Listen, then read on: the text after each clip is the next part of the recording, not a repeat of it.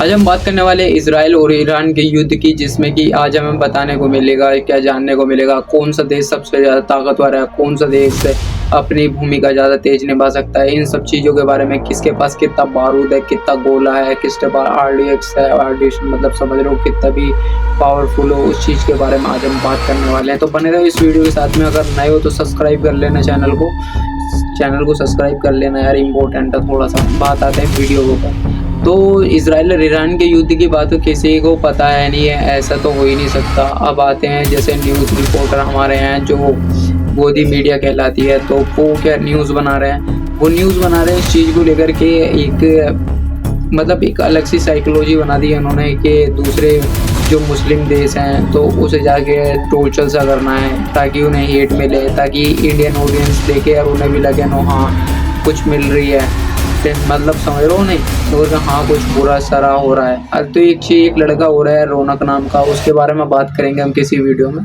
तो आज इसमें ईरान के और इजराइल के युद्ध के ऊपर बात करते हैं। तो दोनों की चीज़ में अभी जैसे गाज़ा में अटैक हो रहे थे, गाज़ा में कई हज़ार लोग मारे गए, उस चीज़ का दुख है हमें। और अब जो इन्होंने लेबनान पे अटैक करा इसराइल ने, तो वो नाक़ाबिले बर्दाश्त तो है ही नहीं भाई वो चीज़ तो अब इस चीज़ को लेकर ही ईरान ने भाई 180 करीबन बम के गोले फेंक दिए। अब आते हैं इसकी मिसाइल्स के ऊपर।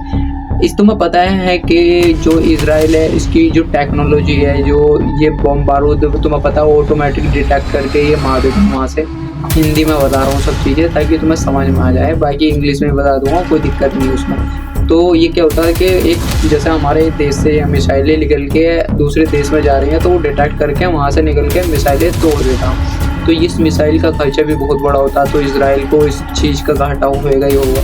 ठीक है, दूसरी चीज़, अब ये पिछली बार से क्या सीख मिली थी कि इन्होंने जैसे गाज़ा पट्टी पर अटैक हुए थे, बहुत सारी जो मिसाइलें गिरी थी गाज़ा ने मतलब डाली थी, तो अब वहाँ से जो मिसाइलें गई तो वो बहुत सारी मिसाइलें वहाँ पर फट गई थी, तो ख़राब हो गया मामला सारा। तो अब इन्होंने क्या करा, अभी इन्हें ईरान को पता चल गई ये चीज़ डिटेक्टर के बारे में कि ये सिर्फ सीन ऐसे काम कर रही हैं मशीनें। तो अभी इनने क्या सीन कर रखा है ना, मतलब एक अपनी हाइपरसोनिक मिसाइलें बनाई हैं। हाइपरसोनिक मिसाइल उसे कहते हैं, मतलब इनकी रेडिएशन इतनी ज़्यादा है कि इतनी तेज़ चलती हैं ये, मतलब मिनटों में जाके अपने टारगेट को अचीव कर लेती हैं ये, समझ लो। जैसे मान लो उत्तर प्रदेश से मिसाइल निकली, जाके मिनट में गिरनी है, तो यहाँ से 2 किलो ये लगा लो 2-2.5 घंटे का रास्ता है अगर हम बस ट्रेन से जाएंगे। और भाई समझ लो इससे तेज़ रॉकेट जा रहा है, एरोप्लेन से भी तेज़ जा रहा है। 1 सेकंड मतलब ये लगा लो 1 मिनट गई और ब्लास्ट। तो अब ये जो डिटेक्ट नहीं हो पाई, जो इजराइल में जो अटैक हुआ था, तो इसमें मिसाइल काम नहीं कर पाई, तो इस चीज़ के ऊपर बात करते हैं। तो मेन रीज़न इसका यह है, जैसे ही कि मिसाइल उतर के इनके इजराइल के अंदर से गई, तो इन्हें जो डिटेक्ट कर रहा था ना, मशीन डिटेक्ट कर रही थी। डिटेक्ट का मतलब होता चेक कर रही थी, जैसे नो हाँ कोई मिसाइल आ रही है नहीं आ रही। उतने में वो आई और इसे पोजीशन नहीं मिल पाई कि ये जाके अटैक कर सके, तो जाकर सीधा ब्लास्ट हो गया उस चीज़ में। तो ये सब चीज़ थी इसमें, तो इस चीज़ को लेकर ये मामला रह गया। बाकी अब इजराइल ने धमकी दी है कि कुछ ना कुछ बड़ा करेंगे इसके खिलाफ, ईरान के खिलाफ। तो अब आते हैं इसके ईरान के साथ में कौन कौन से देश हैं। तो सबसे पहले रशिया को ले लेते हैं हम। रशिया एक पावरफुल कंट्री है जो यूनाइटेड स्टेट ऑफ अमेरिका के साथ में रहती है, मतलब ये लगा लो उसका मामला जैसे यूनाइटेड स्टेट हो गया और ये हो गया। ठीक है, यूनाइटेड स्टेट और रशिया का भी मामला ठीक है, अपना आपस का मामला, मतलब समझ लो ना, मोहब्बत वाला मामला ही है। तो रशिया एक तो ईरान की तरफ ही है, तो ईरान इसकी तरफ आएगी तो तुम्हें पता है बारूद तो रशिया के पास भी बहुत बढ़िया है। अब आते हैं भाई साइको है ना भाई, दिमाग से जा लगा लो मामला, उसका मामला बहुत ख़राब है, दिमाग से मतलब तेज भी है वो। कौन? साउथ कोरिया का मामला समझ लो, क्योंकि उसका भाई वो जो नेता है ना, वो तो भाई खुली चुनौती दे रहा, मिसाइल पे बैठा रहता भाई वो। हाँ सही में मिसाइल पे बैठा रहता वो, कि बटन दबा दूँ वाला मामला है उसका। तो ईरान की तरफ वो भी है, उन्होंने खुली कह दिया अगर मैं इनकी तरफ हूँ। अब सऊदी तो तुम्हें पता ही है इंशाल्लाह आएगा ही आएगा, बाकी इतने कहने की बात तो है नहीं, छोड़ो। अब तीसरे चौथे देश पे आते हैं चाइना।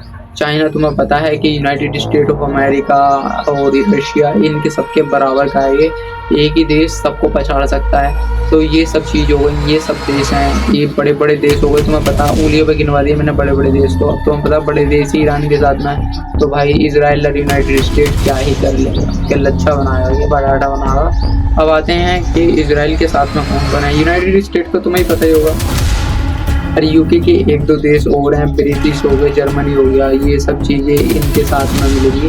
तो और अभी फिलहाल में कोई देश नहीं है। इंडिया शायद साथ दे इजराइल में भी, हो भी सकता, इजराइल की तरफ भी जा सकते हैं और ईरान की तरफ भी जा सकते हैं। हमारा तो भाई पल रहा है जहाँ पे बारी, हम तो उधर को चले जाते हैं। क्या यही है? नहीं, बाकी तुम कमेंट में बता दो क्या हो सकता है। बाकी मुझे इतना ही बताया इस चीज़ के बारे में।